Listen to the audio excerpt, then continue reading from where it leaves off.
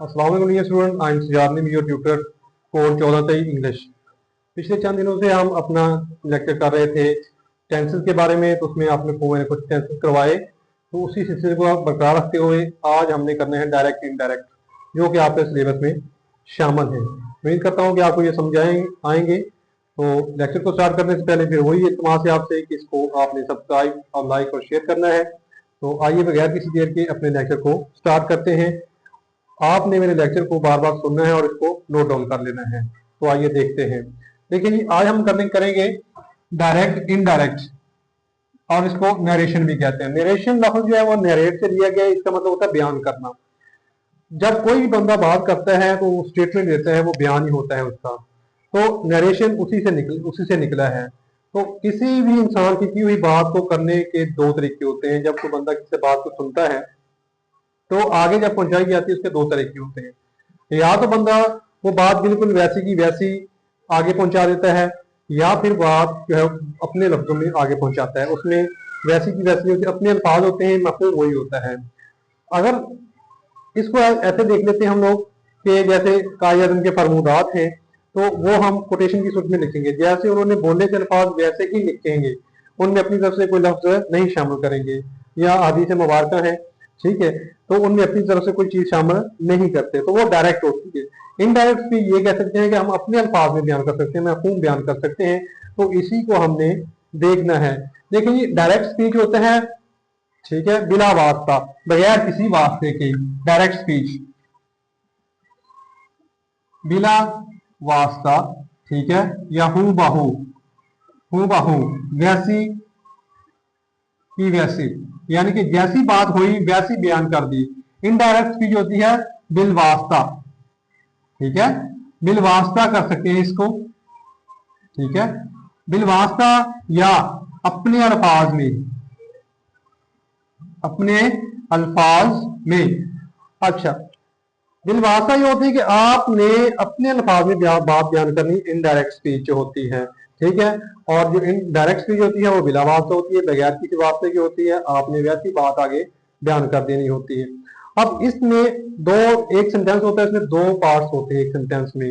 How many parts of a sentence? How many parts of a sentence, ठीक है। तो there are two parts of a sentence, ठीक, दो sentence के हिस्से होते हैं, वो हमने पहले देखने हैं। एक हिस्सा होता है रिपोर्टिंग स्पीच, रिपोर्टिंग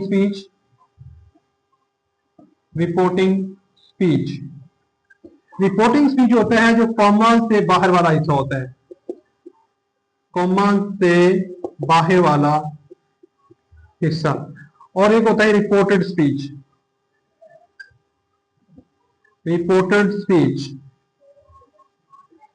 जो कॉमा से अंदर वाला हिस्सा होता है, कॉमा से अंदर वाला हिस्सा। अब रिपोर्टिंग स्पीच, जो बंदा बात बयान कर रहा है उसको रिपोर्टिंग स्पीच, वो बाहर होगा कॉमा के। और जो रिपोर्ट दी जा रही है कॉमा के अंदर वो बात लिखी जाएगी, वो होगी रिपोर्टेड स्पीच। उसको हम लिख के देखते हैं कि वो क्या कैसे होगा। जैसे कि he said I am a student, वो कहते हैं कि मैं एक स्टूडेंट हूं, इन्वर्टेड कॉमर्स। अब ये हिस्सा जो है ये कॉमर्स के अंदर है, और ही सेड वाला हिस्सा कॉमर्स से बाहर है। तो ही सेड जो है ये वाला हिस्सा, ये आपका रिपोर्टिंग स्पीच है, ही सेड रिपोर्टिंग स्पीच। और ये कॉमा से अंदर वाला आपका हिस्सा जो है ये रिपोर्टेड स्पीच है, ये रिपोर्टेड स्पीच है। अब आगे करनी है हमने इनके अंदर चेंजेस। तो how many changes will be in a sentence, एक सेंटेंस में कितनी तब्दीलियां होंगी, कितनी तब्दीलियां की जाएंगी। तो एक सेंटेंस में हम कम से कम 5 तब्दीलियां करते हैं। पहले उन तब्दीलियों को देखते हैं कि वो कौन कौन सी तब्दीलियां होंगी। सबसे पहले जो तब्दीली होती है वो की जाती है, सेड टू को बदला जाता है, सेड टू को बदला जाता है टोल्ड में। अगर से होगा तो हम बदलेंगे टेल में, ठीक है। उसके बाद जो तब्दीली आएगी इसके अंदर, कॉमास को बदला जाएगा, कॉमास को खत्म किया जाएगा दैट लगा के, इफ या वेदर लगाकर या टू लगा के। उसके बाद नंबर 3 पे प्रोनाउंस तब्दील किए जाएंगे। नंबर 4 पर टेंस तब्दील किया जाएगा। नंबर 5 पर सर्टेन वर्ड कुछ मखसूस अल्फाज आ जाते हैं एक टेंस के अंदर, जैसे टुडे है तो उसको दैट डे में बदलेंगे, लास्ट डे यस्टरडे है तो उसको लास्ट डे में या प्रीवियस में बदल देंगे। तो वो हम नेक्स्ट लेक्चर में देखेंगे कौन कौन से अल्फाज हैं। तो आज हम इनकी तब्दीलियां देखते हैं कि एक सेंटेंस में ये तब्दीलियां कैसे की जाती हैं। तो एक हमने ये सेंटेंस लिखा हुआ है, इसी को तब्दील करके देखते हैं कि इसको हम कैसे करेंगे। He said I am a student, ये असर्टिव सेंटेंस में आ जाएगा।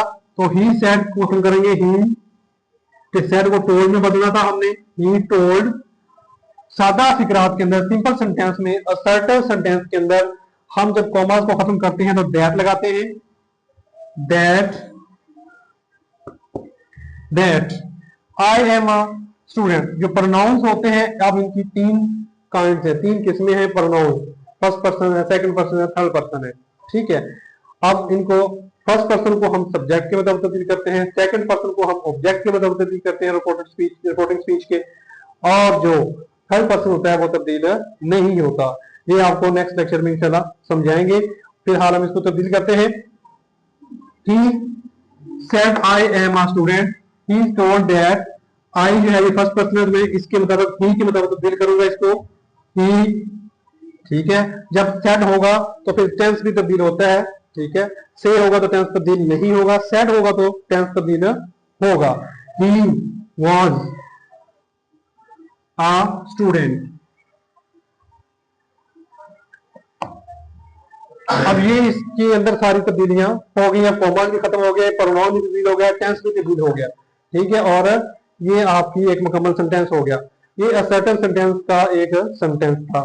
ठीक है। अब आपने इसकी प्रैक्टिस करनी है। प्रोनाउंस को पहले तो याद करना है, आपके प्रोनाउंस कितने होते हैं। ठीक है। फर्स्ट पर्सन होते हैं आई और वी, सेकंड पर्सन में यू है, थर्ड पर्सन के अंदर ही, शी या इट होता है, या कोई भी नाउन आ जाए। ठीक है। तो फर्स्ट पर्सन जो होते हैं आई और वी, ये रिपोर्टिंग स्पीच के सब्जेक्ट के मुताबिक तब्दील होते हैं, और जो सेकंड पर्सन होता है यू, ये रिपोर्टिंग स्पीच के ऑब्जेक्ट के मुताबिक तब्दील होता है। अगर ऑब्जेक्ट ना दिया हो तो फिर आपने सब्जेक्ट देखना होता है उसके मुताबिक। अगर सब्जेक्ट में भी कोई थर्ड पर्सन है तो फिर आप यू को किसी भी फर्स्ट पर्सन के मुताबिक तब्दील कर देते हैं।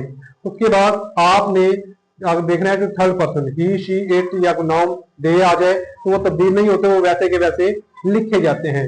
टेंस आपने तब तब्दील करना है जब रिपोर्टिंग स्पीच के अंदर कॉमा से जो बाहर वाला हिस्सा है उसके अंदर सेड आएगा तो आपने टेंस तब्दील करना है।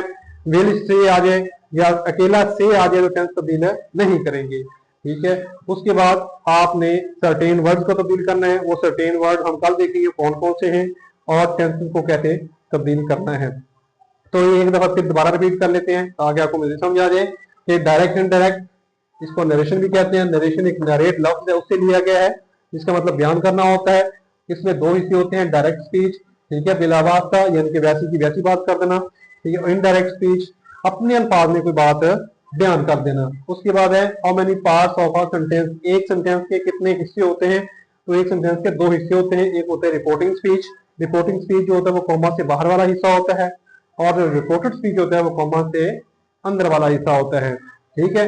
अब जो कॉमा से बाहर वाला हिस्सा है उसमें अगर सेट आएगा तो आप टेंस तब्दील करेंगे, अगर सेट नहीं आएगा, विल से या अकेला से आएगा तो आप टेंस तब्दील नहीं करेंगे। सेट आएगा तो टेंस तब्दील कर देंगे। उसके बाद आपने कुछ सेंटेंस करने हैं जो मैंने बताए हैं इस लिहाज से। तो आप जब 5-6 सेंटेंस 10 सेंटेंस करेंगे तो आपको ये इजी समझ आ जाएंगे। फिर प्रोनाउंस हैं, प्रोनाउंस 3 तरह के होते हैं, फर्स्ट पर्सन, सेकंड पर्सन और थर्ड पर्सन। फर्स्ट पर्सन में आई वो आ जाता है।